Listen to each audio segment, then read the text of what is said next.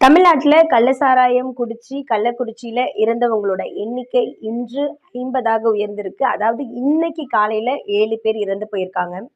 என்னதான் தமிழக அரசு கள்ளசாராயம் குடிச்சு இருந்தவங்களுக்கு 10 லட்சம் நிவாரண தொகையை அறிவிச்சிருந்தாலும் எதுக்காக இது?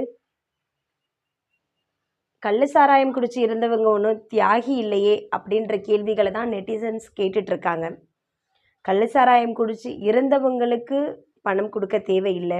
இறந்தவங்களோட குடும்பங்களுக்கு எத்தனையோ குழந்தைகள் தாய் தந்தையை இழந்துட்டு அனாதையாக நிற்கிறாங்க. எத்தனையோ இளம் பெண்கள் கணவரை இழந்துட்டு அனாதையாக நிற்கிறாங்க.